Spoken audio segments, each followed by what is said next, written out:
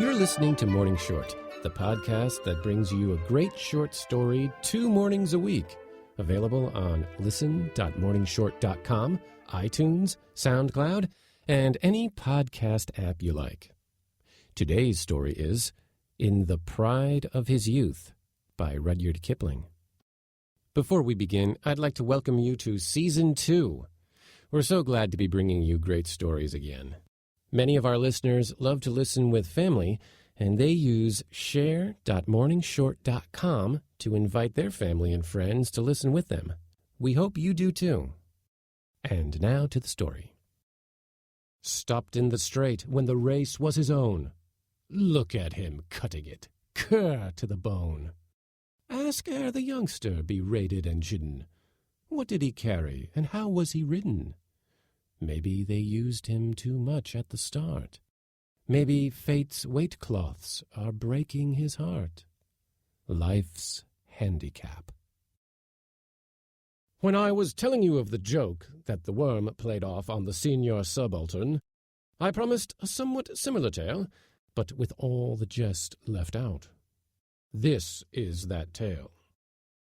Dickie Hatt was kidnapped in his early youth, neither by lady's daughter, housemaid, barmaid, nor cook, but by a girl so nearly of his own caste that only a woman could have said she was just the least little bit in the world below it. This happened a month before he came out to India, and 5 days after his 21st birthday. The girl was 19, 6 years older than Dickie in the things of this world, that is to say, and, for the time, twice as foolish as he. Excepting, always, falling off a horse, there is nothing more fatally easy than marriage before the registrar. The ceremony costs less than 50 shillings, and is remarkably like walking into a pawnshop. After the declaration of residence have been put in, 4 minutes will cover the rest of the proceedings, fees, attestation, and all. Then the register slides the blotting paper over the names and says grimly, with his pen between his teeth, "Now you're man and wife." And the couple walk out into the street, feeling as if something were horribly illegal somewhere. But that ceremony holds, and can drag a man to his undoing just as thoroughly as the "long as ye both shall live" curse from the altar rails, with the bridesmaids giggling behind, and the voice that breathed o'er Eden lifting the roof off. In this manner was Dickie Hatt kidnapped, and he considered it vastly fine, for he had received an appointment in India which carried a magnificent salary from the home point of view. The marriage was to be kept secret for a year.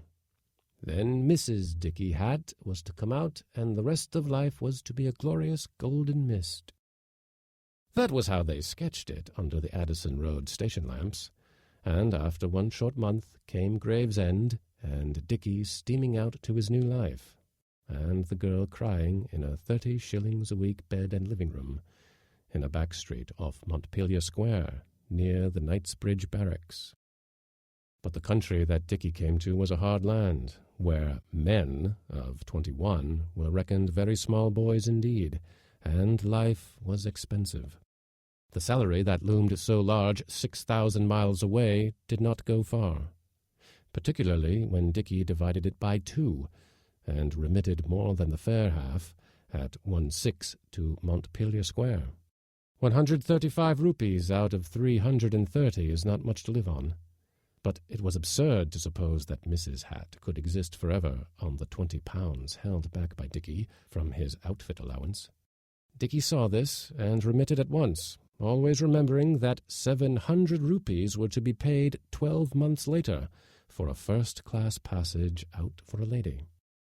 When you add to these trifling details natural instincts of a boy beginning a new life in a new country and longing to go about and enjoy himself, and the necessity for grappling with strange work, which, properly speaking, should take up a boy's undivided attention, you will see that Dickie started handicapped.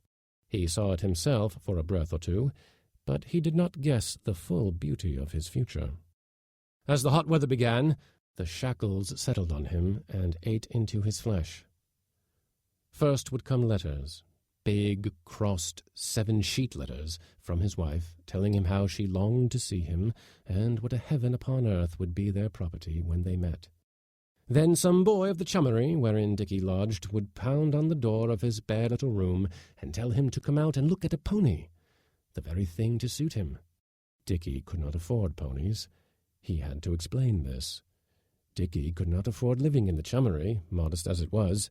He had to explain this before he moved to a single room next to the office where he worked all day.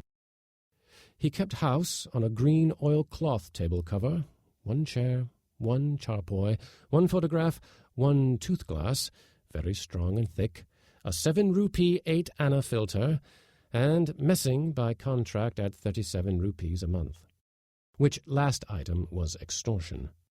He had no punkah, for a punkah costs 15 rupees a month, but he slept on the roof of the office with all his wife's letters under his pillow.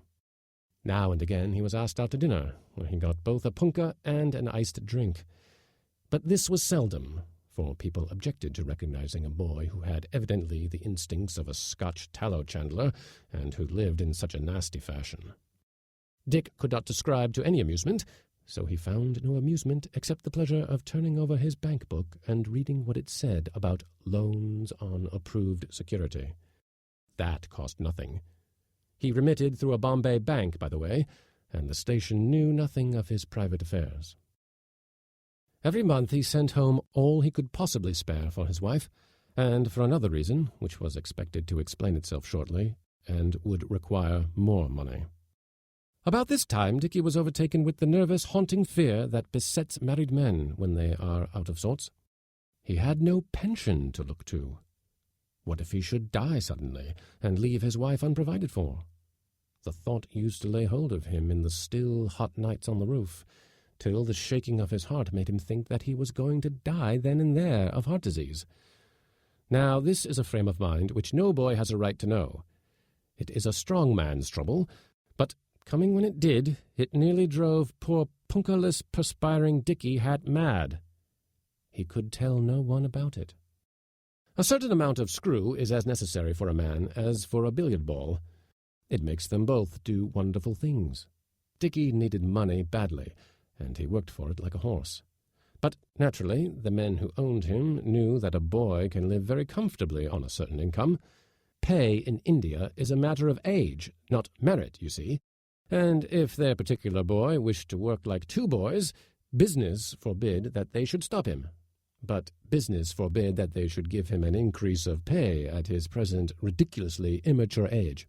So Dickie won certain rises of salary, ample for a boy, not enough for a wife and child, certainly too little for the 700-rupee passage that he and Mrs. Hat had discussed so lightly once upon a time.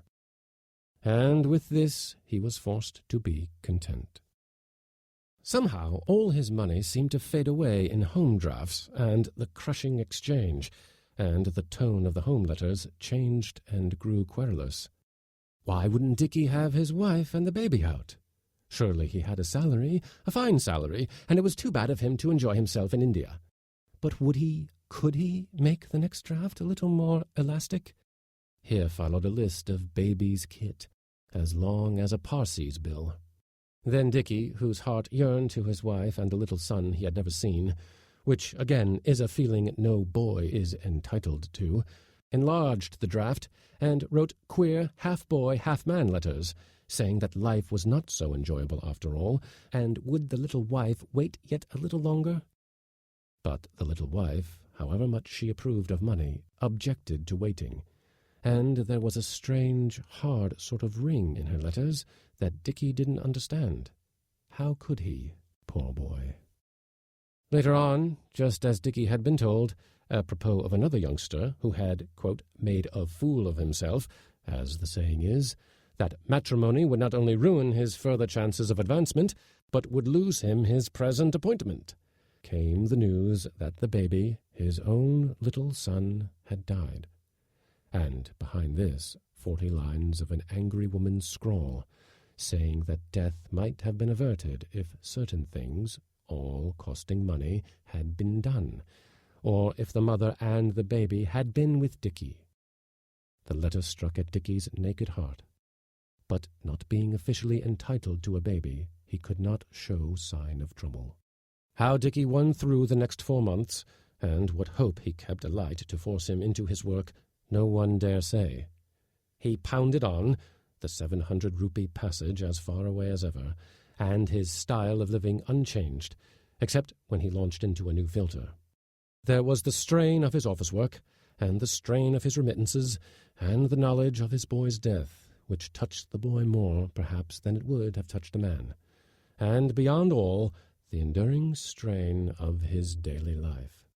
Grey-headed seniors, who approved of his thrift and his fashion of denying himself everything pleasant, reminded him of the old saw that says, "If a youth would be distinguished in his art, he must keep the girls away from his heart. And Dicky, who fancied he had been through every trouble that a man is permitted to know, had to laugh and agree, with the last line of his balanced bank-book jingling in his head day and night. But he had one more sorrow to digest before the end.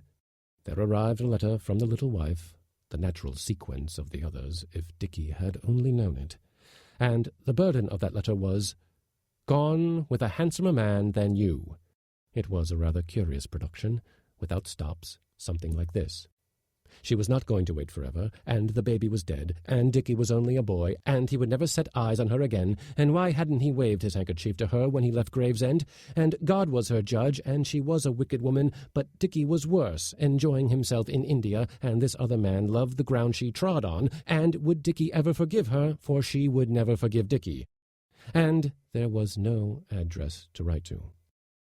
Instead of thanking his lucky stars that he was set free, Dicky discovered exactly how an injured husband feels. Again, not at all the knowledge to which a boy is entitled, for his mind went back to his wife as he remembered her in the 30-shilling suite in Montpelier Square, when the dawn of his last morning in England was breaking, and she was crying in the bed. Whereat he rolled about on his bed and bit his fingers. He never stopped to think whether, if he had met Mrs. Hatt after those 2 years, he would have discovered that he and she had grown quite different and new persons. This, theoretically, he ought to have done. He spent the night, after the English mail came, in rather severe pain. Next morning Dicky Hatt felt disinclined to work. He argued that he had missed the pleasure of youth.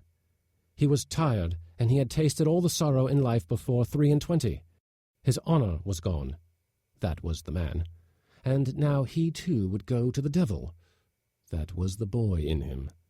So he put his head down on the green oilcloth table cover and wept before resigning his post and all it offered.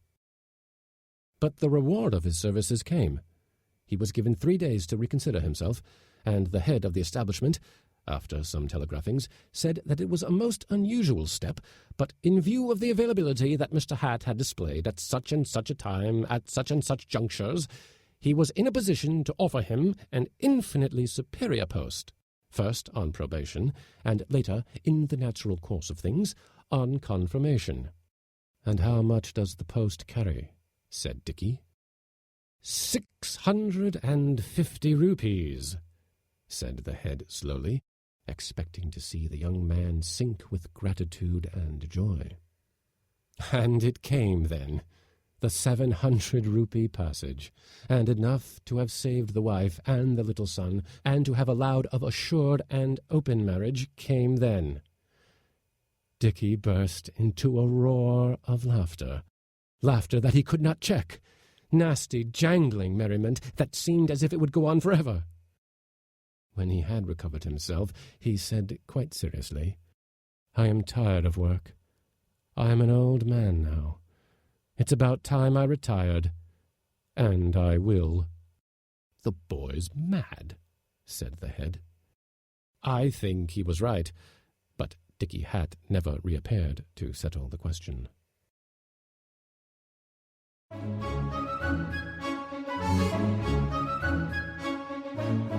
If you enjoyed this story, please rate us 5 stars on iTunes or wherever you listen. We count on your reviews, tweets, and shares to help us bring great stories to more readers every day. Visit share.morningshort.com to invite your family and friends to listen to stories from Morning Short. Learn more about Morning Short and sign up for our daily emails at morningshort.com.